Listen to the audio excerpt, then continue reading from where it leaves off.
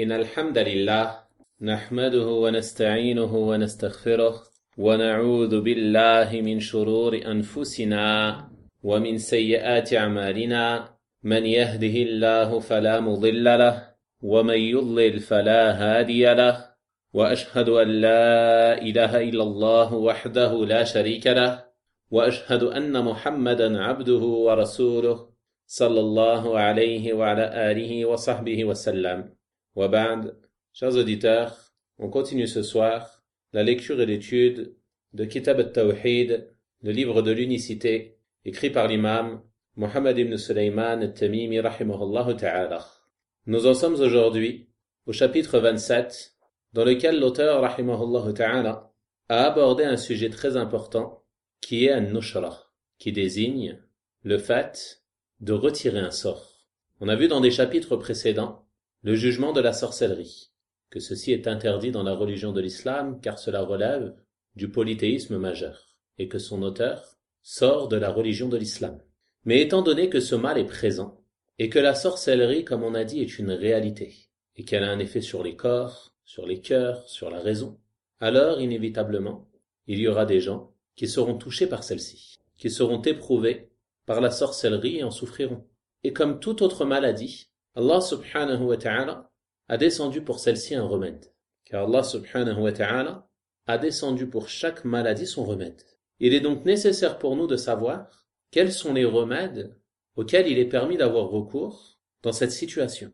Car il y a des remèdes qui sont permis, qui sont légiférés, et il y a d'autres remèdes qui sont interdits et qui portent atteinte à la croyance, et auxquels il n'est pas permis d'avoir recours. Donc nous avons besoin de savoir quels sont les bons remèdes auxquels il nous est permis d'avoir recours, et quels sont les mauvais remèdes desquels nous devons nous éloigner. Donc an-nushra, en arabe, cela signifie la division. Et cela désigne le fait de retirer le sort de celui qui en est atteint, de défaire la sorcellerie, ou en d'autres termes, de le désenvoûter. C'est donc une sorte de remède qui permet de dissiper la maladie. Et il y a des remèdes qui sont permis et d'autres qui sont interdits. Et le Cheikh rahimahullah ta'ala a mentionné différents textes à ce sujet. Il dit tout d'abord, d'après Jabir, radiyallahu ta'ala anhu, le messager d'Allah sallallahu alayhi wa sallam a été interrogé au sujet de Nushra. Il a alors dit, ceci fait partie de l'œuvre du diable. Donc la Nushra dont il est question ici dans ce hadith, c'est celle qui était connue au temps de la Jahiliya, avant l'islam. Et le prophète sallallahu alayhi wa sallam nous l'a décrit dans ce hadith comme étant l'œuvre du diable, et ce car elle relève de la sorcellerie. Et la sorcellerie, c'est l'œuvre du diable, comme on l'a vu dans les chapitres précédents. Elle désigne donc ici le fait de retirer le sort par un autre sort, et cela est donc interdit. Il nous mentionne ensuite la parole de Abu Daoud, rahimahullah ta'ala, qui fait partie des élèves de l'imam Ahmad, et qui a rapporté beaucoup de ses réponses sur différents sujets. Il dit que l'imam Ahmad, rahimahullah ta'ala, a été interrogé au sujet de Nushra, afin de savoir quel est son jugement. Il a alors répondu, Ibn Mas'ud, c'est-à-dire le noble compagnon Abdullah ibn Mas'ud, réprouvait tout cela. Et ce qui est visé par la réprobation ici, c'est l'interdiction. Car c'est ce que les prédécesseurs visaient par ce terme. Donc, Ibn Mas'ud, radiyallahu ta'ala anhu, réprouvait tout cela, c'est-à-dire, c'est la Nushra du temps de la Jahiliya, qui, comme on a dit, consiste à retirer le sort par un autre sort. Il dit ensuite, rahimahullah ta'ala, et dans Al-Bukhari, c'est-à-dire dans l'authentique d'Al-Bukhari, Qatada a dit, Qatada, qui est un des grands savants des tabi'in, la génération suivante, celle des compagnons, radiyallahu ta'ala anhum. Il a dit, j'ai dit à Ibn al-Musayyab, c'est-à-dire Sa'id ibn al-Musayyab, qui est lui également un des très grands savants des tabi'in, et qui est le cheikh de Qatada. Qatada l'a donc interrogé et lui a dit, un homme est atteint par la sorcellerie ou ne peut pas s'approcher de sa femme, c'est-à-dire ne peut pas avoir de rapport avec celle-ci. Lui est-il permis de défaire ce sort ou de pratiquer un nushra? Alors Ibn al-Musayyib lui répondit, il n'y a pas de mal en cela, ils ne veulent par cela que le bien, et ce qui est profitable n'est pas interdit. Donc on voit qu'Ibn al-Musayyib, rahimahullah ta'ala, il a ici permis de défaire le sort. Et il a mentionné la raison, qui est le fait que ce qui est profitable n'est pas interdit. On comprend donc de ces différents textes qu'il y a différentes sortes de nushra, qu'il y a différentes manières de défaire le sort. Une manière qui est interdite, et une manière qui est permise, comme on va le voir, incha'Allah ta'ala. Il dit ensuite, et il est rapporté d'Al-Hassan, qu'il a dit, le sort ne peut être défait que par un sorcier. Et ce qui est visé par cela, c'est qu'en dehors des moyens légiférés de défaire un sort, la seule solution qu'il y a, c'est qu'il soit défait par un sorcier, c'est-à-dire par un autre sort. Mais cela fait partie des œuvres du diable, auxquelles il n'est pas permis d'avoir recours. Et l'auteur, rahimahullah ta'ala, nous a mentionné la parole d'Ibn al-Qayyim, rahimahullah ta'ala, qui est très claire à ce sujet. Il dit donc, Ibn al-Qayyim, rahimahullah ta'ala, a dit, An-Nushra désigne le fait de défaire le sort de celui qui en est atteint. Et elle est de deux sortes. Défaire le sort par un sort semblable. Et ceci est ce qui est l'œuvre du diable. Et c'est comme cela que l'on doit comprendre la parole d'Al-Hassan. Donc, cette première nushra, c'est celle qui est interdite, car elle a lieu en ayant recours au diable. Et elle relève en réalité de la sorcellerie. Il dit, rahimahullah, celui qui la pratique et celui sur qui elle est pratiquée se rapproche du diable par ce qu'il souhaite. Le diable annule alors son œuvre sur celui qui est atteint de la sorcellerie. C'est-à-dire que celui qui pratique cette sorte de nushra, il va en réalité pratiquer la sorcellerie. Donc ce sorcier et celui pour qui la nushra est pratiquée, c'est-à-dire le malade, ils vont se rapprocher du diable par ce qu'ils souhaitent. Ils vont se soumettre à lui. Ils vont lui obéir et commettre ce qu'il leur demande comme forme de polythéisme et de mécréance. Suite à cela, le diable va alors annuler son œuvre, car le sort à la base, il fait partie de l'œuvre du diable. Il va donc annuler ce qu'il a fait, mais il ne l'annule pas sans rien en retour. Il l'annule en retour de la corruption de la croyance du malade et du sorcier. Et c'est ce qui a lieu notamment chez certains charlatans qui prétendent être des guérisseurs et qui vont demander aux malades, par exemple, si tu souhaites guérir, alors il est nécessaire que tu sacrifies une bête et que tu la jettes dans tel puits, ou alors que tu la jettes à la mer, ou autre chose semblable. De cette manière, le malade aura commis du polythéisme majeur, il aura sacrifié pour les démons. Alors le diable va venir annuler son sort, car il aura atteint son objectif le plus grand qui est de détourner les gens de la croyance authentique et de les faire sortir de la religion de l'islam. Et il n'y a pas de doute que ceci est interdit. Il n'est donc pas permis pour celui qui est atteint par la sorcellerie de se rendre auprès d'un sorcier, car s'il se rend auprès du sorcier, il va alors se rapprocher du diable, commettre différentes formes de polythéisme et de mécréance majeure qui le feront sortir de la religion de l'islam. Il se peut qu'il obtiendra ce qu'il recherchait, que le diable annule son œuvre, que le sort soit défait, mais à quoi lui servira de ne plus être atteint par ce mal s'il a corrompu sa croyance et qu'il est sorti de la religion de l'islam, faisant ainsi partie des perdants ici-bas et dans l'au-delà. Il n'y a pas de doute qu'en réalité, il sera tombé dans une calamité encore plus grande, et qu'être malade, tout en étant sur le tawhid et la croyance authentique, est bien meilleur que d'être en bonne santé après être sorti de l'islam. Donc cette nushra, c'est celle qui est interdite. Il n'est donc pas permis pour le musulman de se rendre chez un sorcier pour lui demander de défaire un sort. Ensuite, Ibn al-Qayyim, rahimahullah ta'ala, il dit, et la deuxième, c'est la nushra par la ruqya, les demandes de protection et les remèdes et les invocations permises. Et ceci est licite. Donc le deuxième type de nushra, deuxième moyen de défaire un sort, c'est d'avoir recours aux choses qu'Allah subhanahu wa ta'ala a permises et légiférées pour nous. La première manière, c'est de défaire le sort par la ruqya, en lisant sur la personne malade des versets du livre d'Allah subhanahu wa ta'ala. Et ceci ne demande pas une grande connaissance, mais il suffit par exemple de lui réciter Surat al-Fatiha, qui est la meilleure et la plus immense des ruqya. Et s'il a la capacité de le faire lui-même, qu'il a sa raison, alors il récite Surat al-Fatiha sur lui-même avec l'intention de se soigner de ce mal et d'obtenir la guérison de la part d'Allah subhanahu wa ta'ala.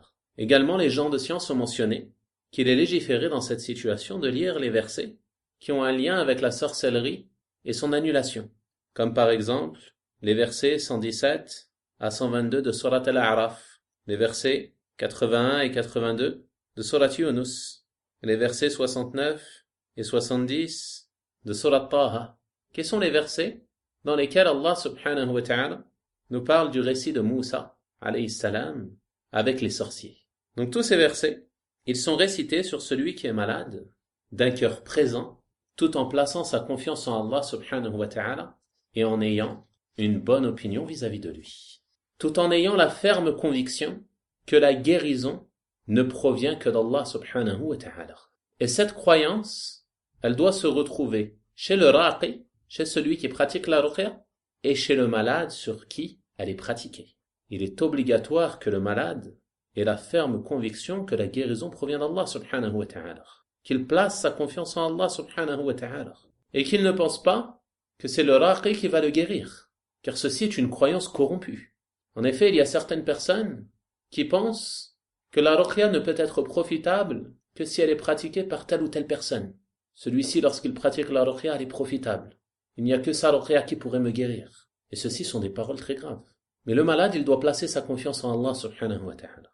Avoir la ferme conviction que la guérison provient d'Allah subhanahu wa ta'ala. Il place donc sa confiance en Allah, s'en remet à son Seigneur subhanahu wa ta'ala, garde une bonne opinion de son Seigneur et fait les causes légiférées comme la lecture de ces versets du Coran, qu'il le fasse lui-même ou qu'il fasse appel si nécessaire à un raqi ou une personne qui lui lira le Coran avec l'intention qu'il obtienne la guérison de la part d'Allah subhanahu wa ta'ala.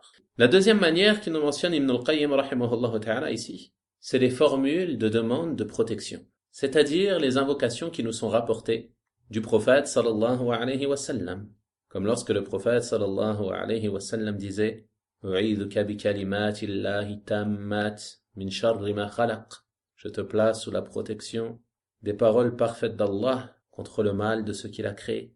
Allahumma rabban nas, adhhab al-ba's, washfi anta shafi, la shifa illa shifa'uka shifa'an la yughadiru saqama. Ô Allah, Seigneur des hommes, fais partir le mal, guéris, car c'est toi celui qui guérit, et il n'y a pas de guérison en dehors de la tienne. Guéris donc d'une guérison qui ne laisse aucune trace de la maladie. Et autres parmi les invocations authentiques qui sont rapportées du prophète sallallahu alayhi wa sallam à ce sujet. Enfin, la troisième chose qu'Ibn al-Qayyim rahimahullah ta'ala a mentionné, ce sont les remèdes et les invocations permises. C'est-à-dire qu'il y a certaines choses auxquelles on peut avoir recours, comme cela est connu par ceux qui ont des connaissances à ce sujet parmi les gens à la croyance authentique. Comme par exemple en ayant recours à la hijama, ou alors le fait de manger certaines choses ou de consommer certaines choses afin d'expulser le sort qui aurait pu être mangé, et ainsi de suite parmi les choses qui peuvent être pratiquées, à condition que celles-ci ne contiennent aucun interdit, et que la personne ait la ferme conviction que ceux-ci ne sont que des causes, et que la guérison ne provient que d'Allah, subhanahu wa ta'ala. Donc pour résumer, an-nushra, le fait de défaire le sort, cela peut avoir lieu de deux manières. La première manière qui est interdite, qui est d'avoir recours au sorcier, afin qu'il défasse le sort par un autre sort, et ceci est formellement interdit. Et la deuxième manière, comme vous l'avez entendu, par la ruqya, les invocations, et autres choses parmi les causes permises. Tout en sachant que pour cette nushra, qui est légiférée et qui est permise, en ce qui concerne la ruqya, et ce qui s'ensuit, il est indispensable que ne s'en charge qu'une personne dont on a confiance concernant sa science et sa religion. Non pas à un inconnu, dont on ignore la situation, ni à une personne qui a des intérêts mondains derrière cela, comme ceux qui ont fait de la ruqya un métier, jusqu'à en ouvrir des cliniques de ruqya ou autres choses semblables, qui sont des choses que nos savants ont réprouvées. D'autant plus que se cachent souvent derrière ces personnes des charlatans qui se font passer pour des guérisseurs ou pour des gens pratiquant la ruqya, mais qui sont en réalité des sorciers qui cherchent à corrompre la croyance des musulmans et les écarter de la vérité. Wallah al-musta'an. On a donc terminé avec ce chapitre concernant les remèdes de la sorcellerie. Et on a vu que le point le plus important concernant celui qui est atteint par ce mal est de s'en remettre à Allah subhanahu wa ta'ala. Car le lien que le malade a avec son Seigneur est la cause la plus importante qui lui permettra d'atteindre la guérison.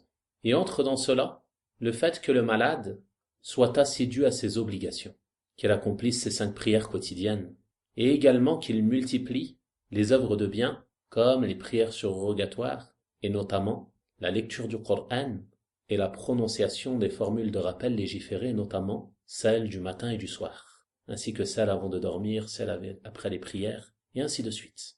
Car c'est ce lien avec Allah subhanahu wa ta'ala qui lui permettra de cheminer sur le droit chemin et de faire de cette épreuve un bien pour lui ici-bas et dans l'au-delà.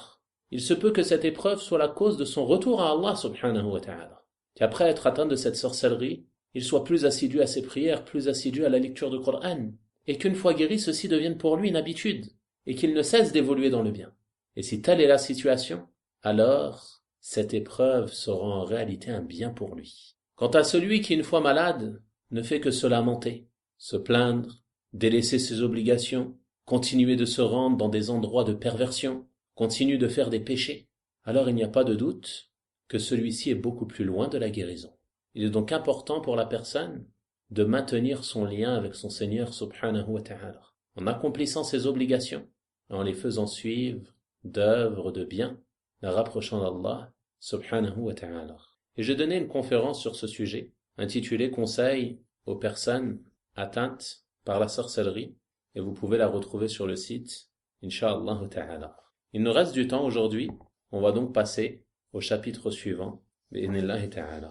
L'auteur, rahimahullah ta'ala, a intitulé le 28e chapitre au sujet de ce qui est rapporté concernant les augures, c'est-à-dire concernant ce qui est rapporté comme menace à ce sujet, et l'exposé du fait que ceci est une des formes de polythéistes et une croyance erronée portant atteinte à la croyance du tawhid.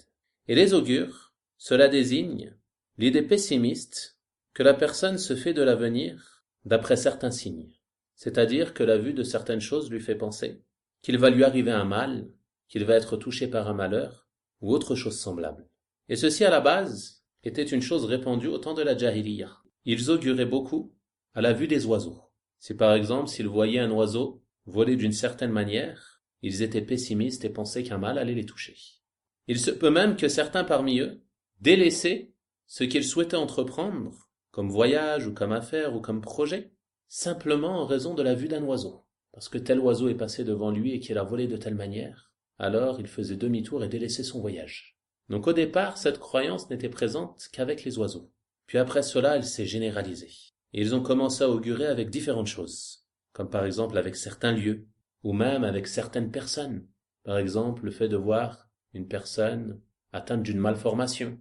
Également, ils ont commencé à augurer avec d'autres animaux, comme en voyant un animal qui boite, ou alors un chat noir, comme cela est répandu aujourd'hui, et ainsi de suite parmi les différentes croyances. Ceci est donc une croyance de la Jahiliya qui était présente à leur époque et qui est aujourd'hui encore présente, comme on le retrouve chez nombre de personnes qui pensent que telle ou telle chose porte malheur ou laisse présager un mal. Comme on a dit, comme le fait de voir un chat noir, ou alors il pense que le 13e jour du mois est un jour mauvais, ou alors s'il va dans un hôtel, il refusera d'être dans la chambre numéro 13, ou dans l'avion, il refusera d'être à la place numéro 13, et ainsi de suite parmi les croyances erronées. Et ces croyances, elles étaient présentes chez les communautés précédentes comme chez le peuple de Pharaon, qui eux croyaient en la mauvaise augure de Moussa alayhi salam et de ceux qui le suivaient parmi les croyants. L'auteur, rahimahullah ta'ala, a mentionné à ce sujet le verset 131 de Surat Al-A'raf, dans lequel Allah subhanahu wa ta'ala a dit « Ala innama ta'iruhum indallah, walakinna aktharahum la ya'lamun » En vérité, leur sort dépend uniquement d'Allah, mais la plupart d'entre eux ne savent pas. Au début de ce verset, Allah subhanahu wa ta'ala a dit « فَإِذَا جَاءَتْهُمُ الْحَسَنَةُ قَالُوا لَنَا هَذِهِ » Lorsque leur vient un bien, ils disent « ceci nous est dû ». Lorsque leur vient un bien, c'est-à-dire lorsque la pluie tombe, que les plantations poussent, ils disent que cela leur est dû. C'est-à-dire qu'ils ne reconnaissent pas que ceci est une grâce d'Allah subhanahu wa ta'ala. Mais ils attribuent ce bien à leur propre personne, en pensant que c'est un dû et qu'ils le méritent. Et lorsque un mal les atteint, c'est-à-dire lorsque venait la sécheresse, qu'il n'y avait pas de pluie, que les plantations ne poussaient pas, alors ils voyaient en Moussa et ceux qui étaient avec lui un mauvais augure. Allah subhanahu wa ta'ala a donc réfuté cette croyance et a dit, selon le sens, en vérité leur sort dépend uniquement d'Allah. C'est-à-dire que ce qui les atteint comme bien et comme mal, tout ceci est décrété par Allah subhanahu wa ta'ala. Ce n'est pas en raison de Moussa alayhi salam et des croyants qui sont avec lui. Au contraire, ce sont leurs péchés et leurs mécréances qui sont la cause du mal qui les atteint. Quant à Moussa alayhi salam et aux croyants, ils sont la cause du bien, incha'Allah ta'ala. Car les messagers alayhimu salatu wassalam, ils sont venus apporter le bien et la réforme sur la terre. Et ce, par leurs nombreux actes d'obéissance à Allah subhanahu wa ta'ala. Allah subhanahu wa ta'ala dit à ce sujet dans le verset 96 de Surat Al-A'raf: وَلَوْ أَنَّ أَهْلَ الْقُرَىٰ آمَنُوا وَاتَّقَوْا لَفَتَحْنَا عَلَيْهِمْ بَرَكَاتٍ مِّنَ السَّمَاءِ وَالْأَرْضِ وَلَكِنْ كَذَّبُوا فَأَخَذْنَاهُمْ بِمَا كَانُوا يَكْسِبُونَ. Si les habitants des cités avaient cru et fait preuve de piété, nous leur aurions certainement accordé des bénédictions du ciel et de la terre, mais ils ont démenti, nous les avons donc saisis pour ce qu'ils avaient acquis. Donc les croyants, ils sont la cause du bien, ils ne sont pas la cause du mal, comme le pensaient les gens de la Jahiliyyah. Mais la cause du mal, ce sont ceux qui commettent des péchés, et d'autant plus ceux qui commettent du shirk, qui donnent des associés à Allah subhanahu wa ta'ala, et commettent différentes sortes de mécréances. Toutes les catastrophes qui touchent les hommes sur terre, toutes les calamités par lesquelles ils sont atteints, la cause de tout cela, ce sont le polythéisme, la mécréance et les péchés. وَمَا أَصَابَكُم مِّن مُّصِيبَةٍ فَبِمَا كَسَبَتْ أَيْدِيكُمْ. Et aucune calamité ne vous atteint si ce n'est en raison de ce que vos mains ont commis, c'est-à-dire en raison de nos péchés. Et tout le bien qui nous atteint ici-bas, ceci est la grâce d'Allah subhanahu wa ta'ala. Et sa cause, ce sont les gens qui craignent Allah subhanahu wa ta'ala et lui obéissent. Non pas comme le pensaient les gens de la Jahiliyyah, que les croyants sont de mauvais augure. Et de la même manière, ont agi les gens du village dont Allah subhanahu wa ta'ala nous a parlé dans Surat Yasin. Lorsque leurs messagers sont venus à eux, leur ont dit qu'ils étaient des messagers de la part d'Allah subhanahu wa ta'ala, qu'ils les ont démentis et ont dit qu'ils n'étaient que des hommes comme eux, que Allah subhanahu wa ta'ala n'avait rien envoyé et qu'ils n'étaient que des menteurs. Qu'est-ce qu'ils leur ont dit ensuite? قالوا إنا تطيرنا بكم لئن لم تنتهوا لنرجمنكم وليمسنكم منا عذاب أليم. Nous voyons en vous un mauvais présage, un mauvais augure. Si vous ne cessez pas, nous vous lapiderons et un douloureux châtiment de notre part vous touchera. Ils ont donc menacé leurs messagers alayhimu salatu wassalam. Ils ont dit: nous ne voyons en vous que le mal. Ils ont rejeté leur message. Alors Allah subhanahu wa ta'ala leur a répondu par le verset que l'auteur rahimahullah ta'ala a cité, qui est le verset 19 de Surat Yasin. قالوا طائركم معكم أئن ذكرتم بل أنتم قوم مسرفون. Ils dirent: votre mauvais présage est avec vous-même. Est-ce en raison du fait que l'on vous fasse le rappel? Mais vous êtes vraiment des gens outranciers. Votre mauvais présage est avec vous-même, c'est-à-dire que ce qui vous atteint comme mal, c'est vous-même la cause. Car la cause, ce sont vos péchés et vos actes de désobéissance, votre mécréance et votre polythéisme. C'est donc vous la cause du mal qui vous atteint. Quant à nous, c'est-à-dire les messagers, alayhimus salatu wassalam, nous sommes la cause du bien, car nous sommes des messagers envoyés par Allah subhanahu wa ta'ala. Nous sommes venus avec un message. Si vous nous obéissez, vous obtiendrez le bien, ici-bas et dans l'au-delà. Ceci est donc une réfutation de cette croyance erronée sur laquelle ils étaient. Ensuite, il dit subhanahu wa ta'ala dans le verset, selon le sens: est-ce en raison du fait que l'on vous fasse le rappel, c'est-à-dire du fait que nous sommes venus à vous avec ce message, en vous appelant au bien, en vous appelant à ce qui comporte pour vous le bien ici-bas et dans l'au-delà. Nous vous appelons à la réforme, nous appelons aux bonnes valeurs morales, et vous, vous agissez ainsi et pensez que nous voulons pour vous le mal. Mais vous êtes vraiment des gens outranciers, des gens qui dépassent les limites. Il n'y a pas de doute que la mécréance et le polythéisme fait partie des plus grandes formes de dépassement des limites. Et de la même manière ont agi les polythéistes au temps du prophète Mohammed sallallahu alayhi wa sallam, comme vous pouvez le voir dans le verset 78 de Surat An-Nisa, dans lequel Allah subhanahu wa ta'ala a dit: وَإِن تُصِبْهُمْ حَسَنَةٌ يَقُولُوا هَذِهِ مِنْ عِنْدِ اللَّهِ. Lorsqu'un bien les atteint, ils disent: ceci provient d'Allah. وَإِن تُصِبْهُمْ سَيِّئَةٌ يَقُولُوا هَذِهِ مِنْ عِنْدِكَ. Mais lorsqu'un mal les atteint, ils disent: ceci provient de toi. C'est-à-dire c'est à cause de toi. Il s'adressait au prophète sallallahu alayhi wa sallam. Alors Allah subhanahu wa ta'ala a ordonné à son prophète sallallahu alayhi wa sallam de leur répondre en disant: قُلْ كُلٌّ مِّنْ عِنْدِ اللَّهِ. Dis: tout provient d'Allah. C'est-à-dire le bien et le mal, ils sont décrétés par Allah subhanahu wa ta'ala. Et tout ce qui vous atteint ici-bas fait partie du décret d'Allah subhanahu wa ta'ala. Donc en résumé, on tire de ces versets que l'auteur rahimahullah ta'ala a cités que la croyance aux augures, cela fait partie des habitudes des gens de la Jahiliya. Et que cela fait donc partie des choses que le croyant doit délaisser. Ensuite, l'auteur, rahimahullah ta'ala, a mentionné quelques hadiths à ce sujet. Il a dit, d'après Abu Huraira, radiyallahu ta'ala anhu, le messager d'Allah, sallallahu alayhi wa sallam, a dit, il n'y a pas de contagion, il n'y a pas d'augure, pas même dans le hibou, ni dans le mois de Safar. Et ce hadith est rapporté par les imams al-Bukhari et Muslim, rahimahumallahu ta'ala. Il n'y a pas de contagion. Ce qui est visé par la contagion, comme vous le savez, c'est que la maladie soit transmise d'une personne à une autre, ou alors d'un animal à un autre, ou d'un endroit à un autre. Et la maladie, effectivement, il est possible qu'elle soit contaminante de sorte à se propager, comme nous l'observons aujourd'hui avec cette épidémie que nous vivons. Et le prophète sallallahu alayhi wa sallam, lorsqu'il dit il n'y a pas de contagion, il n'a pas nié le fait qu'une maladie puisse effectivement être contaminante et se propager d'une personne à une autre jusqu'à se propager d'un pays à un autre et ainsi de suite. Mais ce qu'il a nié, c'est une croyance qu'avaient les gens de la Jahiliya et qui est que la maladie, elle se transmet d'elle-même, sans la volonté d'Allah subhanahu wa ta'ala. Et ceci est une croyance erronée. Effectivement, il est possible que lorsqu'une personne en bonne santé côtoie un malade, elle soit atteinte ensuite par cette maladie si cette maladie est une maladie contagieuse. Mais ceci est décrété par Allah subhanahu wa ta'ala.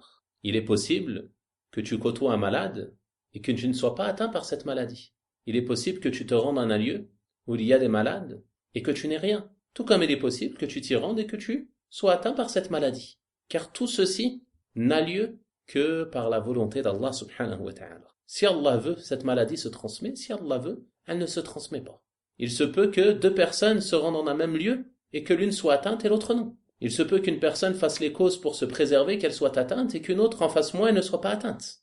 Car tout ceci n'a lieu que par la volonté d'Allah subhanahu wa ta'ala. Et les médecins eux-mêmes reconnaissent que nombre de choses à ce sujet sont inexplicables et leur sont inconnues. Ils sont incapables d'expliquer pourquoi une maladie peut disparaître du jour au lendemain. Ils sont incapables d'expliquer pourquoi une maladie peut atteindre plus de personnes dans un lieu que dans un autre. Car tout ceci relève de la volonté d'Allah subhanahu wa ta'ala. Et les gens de la Jahiliya, ils ne faisaient pas cette distinction. Ils disaient toute personne qui a atteint un malade, elle sera obligatoirement malade. Car ils ne croyaient pas au décret d'Allah subhanahu wa ta'ala. C'est donc cela que le prophète sallallahu alayhi wa sallam a nié dans ce hadith. Ensuite, il a dit il n'y a pas d'augure. Et ici, le sens de il n'y a pas d'augure, c'est-à-dire ne croyez pas aux augures. Car il se peut que la personne ressente certaines choses liées aux augures dans son cœur, mais qu'elle n'en tienne pas compte et continue d'avancer dans ses projets, en raison de sa foi en Allah subhanahu wa ta'ala et de sa confiance en son Seigneur subhanahu wa ta'ala. Contrairement à celui qui a la foi faible et qui est touché par le pessimisme et la croyance aux augures. Alors il se peut que lorsque ceci l'atteint, il délaisse ce qu'il souhaitait entreprendre. Et ceci provient d'un manquement dans la croyance et d'une faiblesse de foi, et notamment d'une faiblesse dans la confiance en Allah subhanahu wa ta'ala. Donc lorsqu'une personne voit une chose qui lui laisse penser qu'un mal va lui arriver, comme par exemple cela arrive à certaines personnes, il va pour prendre la route pour un voyage et il voit un accident. Alors tout de suite il est pessimiste et pense qu'il y a un mal derrière ce voyage. Il pense que ceci est un mauvais présage. Il fait demi-tour. Et ceci s'oppose à la croyance authentique. Le fait que cette idée te vienne, tu n'as pas de péché en cela. Mais ce qui est attendu du croyant dans cette situation, c'est de repousser cette pensée, de placer sa confiance en Allah subhanahu wa ta'ala et de continuer ce qu'il était en train d'entreprendre. Notamment dans cet exemple, le voyage. Il continue, il place sa confiance en Allah subhanahu wa ta'ala, demande à Allah subhanahu wa ta'ala de le préserver et il ne tient pas compte de ses pensées. Ensuite, le prophète sallallahu alayhi wa sallam, il dit dans ce hadith, il n'y a pas d'hibou, que j'ai traduit pas même dans les hiboux, c'est-à-dire il n'y a pas de mauvais augure dans l'oiseau qui s'appelle le hibou. Et ce car les Arabes, ils auguraient au sujet de cet oiseau. Si un de ces oiseaux se posait sur la maison d'un d'entre eux, ils pensaient que ceci annonçait sa mort ou la mort d'un de ses proches ou de quelqu'un de sa famille. Ils disaient, celui-ci ne vient qu'avec le malheur ou la destruction. Donc ceci également fait partie des croyances erronées qui s'opposent au tawhid. Et le prophète sallallahu alayhi wa sallam dit ensuite, ni dans le mois de Safar, le mois de Safar qui est le deuxième mois de l'année hégirienne.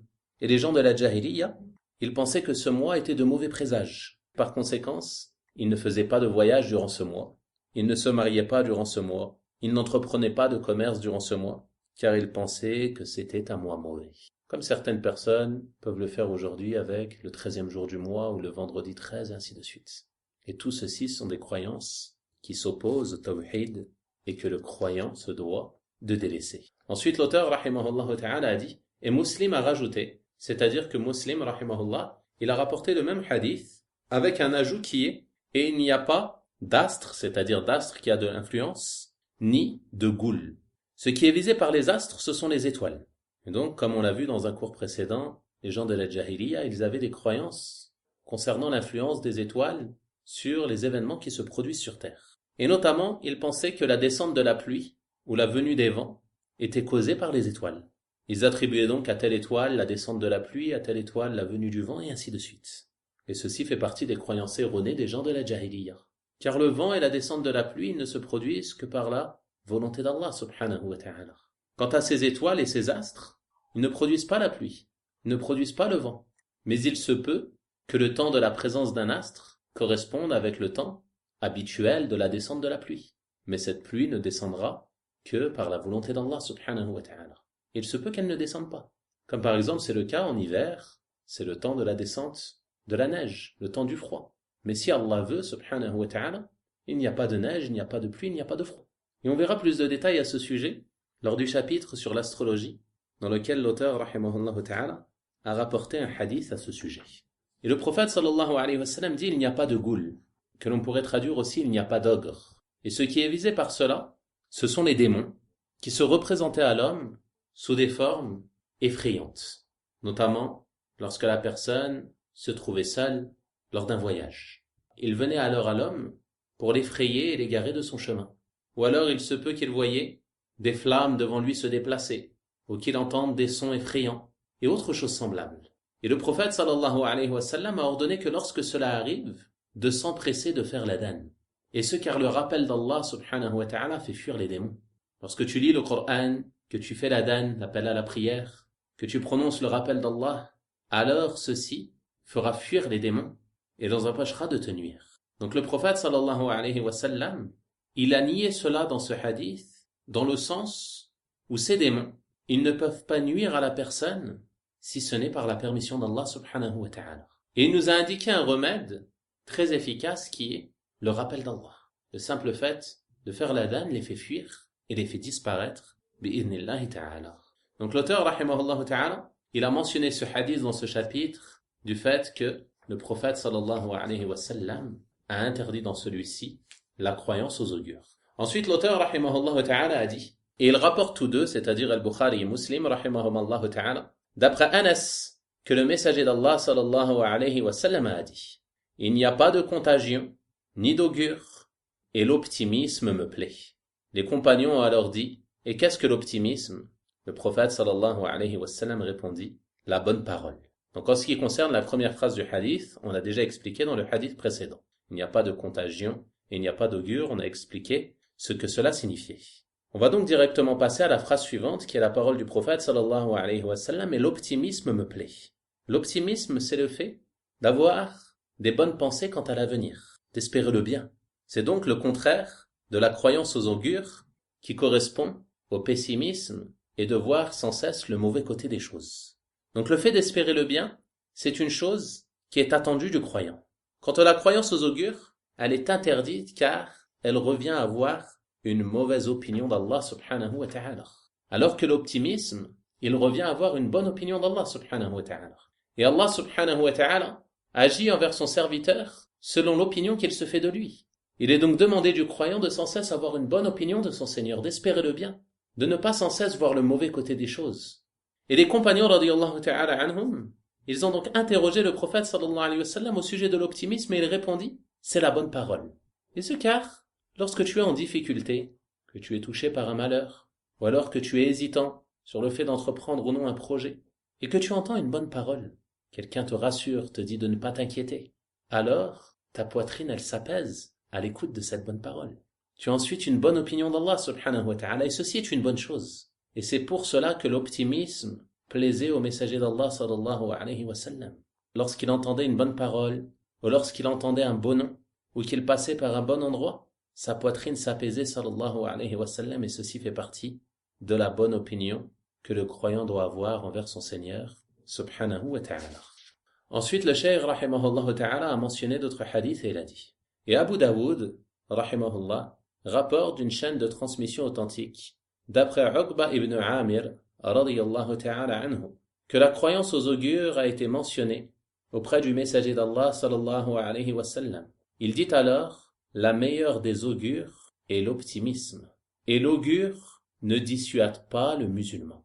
La meilleure des augures est l'optimisme, comme on vient de le dire. Le mieux pour le croyant, c'est d'avoir une bonne opinion de son Seigneur, d'espérer le bien, de ne pas penser sans cesse aux mauvaises choses qui pourraient se produire, mais de penser au bien qui pourrait se produire et aux bonnes choses qui peuvent arriver. C'est cela qui est demandé. Et l'augure ne dissuade pas le musulman, c'est-à-dire que si une idée te vient en tête, malgré cela, cela ne va pas te dissuader de continuer sur le projet que tu as entrepris, que ce soit un voyage, un commerce ou autre.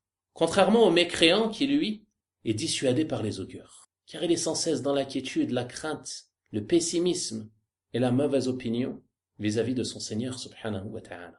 C'est pour cela que le simple fait de voir un animal, ou de voir un accident, ou de voir une personne infirme, ou avec une malformation, cela va le détourner de ses projets. Il va abandonner ses voyages, abandonner ses affaires, et ainsi de suite.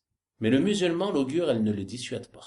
Ensuite, le prophète, sallallahu alayhi wa sallam, il nous donne un remède et il dit, et si l'un d'entre vous voit une chose qu'il répugne, tu vois une chose qui te laisse présager le mal, tu te détournes de cette pensée et tu dis, Allahumma la ya'ti bil hasanat illa ant, wa la yadfa'u as-sayyi'at illa ant, wa la hawla wa la quwwata illa billah. Ô Allah, nul ne vient avec le bien si ce n'est toi, et nul ne repousse le mal si ce n'est toi, et il n'y a de changement et de force que par toi. On va revenir sur cette invocation à la fin du chapitre, Inch'Allah ta'ala. Ensuite, l'auteur, rahimahullah ta'ala, a dit, et Ibn Mas'ud, radiyallahu ta'ala anhu, attribue la parole suivante au prophète. L'augure est du polythéisme. L'augure est du polythéisme. Le prophète, sallallahu alayhi wa sallam, a donc répété cette parole à 2 reprises, afin d'attirer notre attention sur le fait que l'augure relève du polythéisme, et qu'il ne faut pas penser que la vue de certaines choses a une influence sur le bien ou le mal qui peut atteindre. Ceci fait donc partie des croyances qui s'opposent au tawhid. Ensuite, il est dit dans ce hadith, et comme l'auteur rahimahullah ta'ala l'a mentionné, At-Tirmidhi a attribué cette parole à Ibn Mas'ud, c'est-à-dire la 2e phrase. Et personne parmi nous n'en est épargné, mais Allah dissipe cela par le tawakkul. C'est-à-dire que personne parmi nous n'est épargné d'avoir ses pensées en soi. Il se peut que lorsque tu vois une chose que tu répugnes, tu penses au mal, tu crains qu'un mal t'atteigne, ou autre chose semblable. Mais Allah subhanahu wa ta'ala, il dissipe cela par quoi? Par le tawakkul. Tu n'as donc pas de péché pour cette pensée. Mais tu auras un péché si tu agis en conséquence de cette pensée. C'est-à-dire que par exemple, tu délaisses ton voyage, tu délaisses ton affaire, tu délaisses ton projet, ainsi de suite. Mais si tu n'en tiens pas compte, que tu rejettes cette pensée, et que tu places ta confiance en Allah subhanahu wa ta'ala et tu continues ce que tu avais entrepris, alors dans ce cas-là, tu n'as pas de péché, incha'Allah ta'ala. Donc le remède à cela, c'est quoi? C'est de placer sa confiance en Allah subhanahu wa ta'ala. Et si tu fais cela, ce qu'il y a en toi ne te nuira pas, bi'idhnillahi ta'ala. Ensuite, il dit, rahimahullah, et Ahmad rapporte dans le hadith d'Ibn Amr, celui qui se laisse détourner de son objectif par l'augure a certes fait du polythéisme. Celui qui se laisse détourner de son objectif par l'augure a certes fait du polythéisme. L'auteur, rahimahullah ta'ala, a donc mentionné de ce hadith pour nous démontrer que cette croyance relève du shirk et qu'elle s'oppose au tawhid. Après cela, ils ont dit au prophète, sallallahu alayhi wa sallam, quelle est donc l'expiation de cela? Quelle est donc l'expiation pour celui en qui vient cette idée? Alors il a dit, sallallahu alayhi wa sallam, c'est que tu dises, Allahumma la khayra illa khayruk, wa la tayra illa tayruk, wa la ilaha ghayruk. Oh Allah, il n'y a pas de bien si ce n'est le tien, et il n'y a pas d'augure, car il ne se passe que ce que tu décrètes, et il n'y a pas de Dieu en droit d'être adoré si ce n'est toi. On va revenir sur les termes de cette invocation, incha'Allah ta'ala. Ensuite il dit, rahimahullah, et il rapporte aussi, c'est-à-dire l'imam Ahmad, rahimahullah, dans le hadith d'Al-Fadl ibn Abbas, radiyallahu ta'ala anhu, l'augure est ce qui te pousse à continuer ton projet ou l'abandonner. Donc on voit à travers ce hadith, qu'est-ce qui est blâmable dans la croyance aux augures? C'est qu'une chose que tu vois, un animal, une personne, un événement ou autre chose semblable, te pousse à continuer un projet ou l'abandonner. C'est cela qui est du polythéisme. Tu veux voyager, tu sors de chez toi, tu vois un corbeau, tu vois un chat noir, ou tu vois une personne souffrant de malformation. Alors tu penses que ce voyage n'est pas une bonne idée, et tu rentres chez toi. Ceci relève de la croyance aux augures et relève du polythéisme, qui s'oppose au tawhid. Donc ce qui est obligatoire pour toi, lorsqu'une idée de cette sorte te passe par la tête, c'est que tu la répugnes, que tu réprouves cette idée, que tu la rejettes, que tu la repousses, et que tu places ta confiance en Allah subhanahu wa ta'ala et continues d'accomplir ce que tu souhaitais entreprendre. On voit donc dans ces hadiths que le prophète sallallahu alayhi wa sallam a indiqué 3 remèdes contre cette croyance erronée. Le premier, la confiance en Allah subhanahu wa ta'ala, et ceci est la base. Car le bien et le mal ne proviennent que d'Allah subhanahu wa ta'ala. C'est lui qui administre tout dans cet univers. Donc celui qui place sa confiance en Allah subhanahu wa ta'ala, les augures, elles ne lui nuiront en rien. وَمَنْ يَتَوَكَّلْ عَلَى اللَّهِ فَهُوَ حَسْبُهُ. Et celui qui place sa confiance en Allah, Allah lui suffit. Le deuxième remède, c'est que tu ne tiennes pas compte de ces augures, que tu les repousses, et que tu ne délaisses pas les projets que tu souhaitais entreprendre. Mais tu continues de faire ce que tu souhaitais accomplir, sans tenir compte de ces choses que tu as vues et qui t'ont laissé penser à un mauvais présage. Et le troisième remède, qui est très important également, c'est l'invocation. Que tu invoques Allah subhanahu wa ta'ala par ces invocations que nous a enseigné le prophète sallallahu alayhi wa sallam. La première qui est de dire Allahumma la ya'ti bil hasanat illa ant, wa la yadfa'u as-sayyi'at illa ant, wa la hawla wa la quwwata illa billah.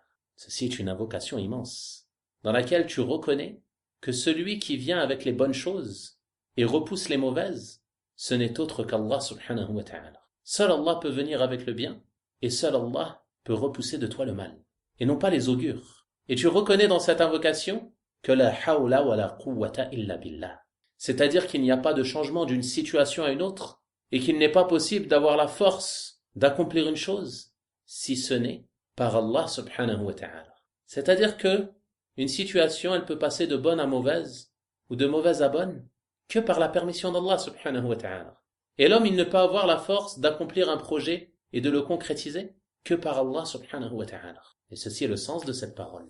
La deuxième invocation, qui est venue dans l'autre hadith, c'est Allahumma la khayra illa khayruk. C'est-à-dire, il n'y a pas de bien, ô Allah, si ce n'est le tien. Nul ne peut apporter le bien si ce n'est Allah subhanahu wa ta'ala. Wa la tayra illa tayruk. Et il n'y a pas d'augure, c'est-à-dire, rien ne peut m'atteindre si ce n'est par la permission d'Allah subhanahu wa ta'ala, par son décret et sa volonté, et ce, en raison de nos péchés. Wa la ilaha ghayruk, et il n'y a pas de Dieu en droit d'être adoré en dehors de toi. Ceci est une manière de reconnaître l'unicité d'Allah subhanahu wa ta'ala et de renier le shirk.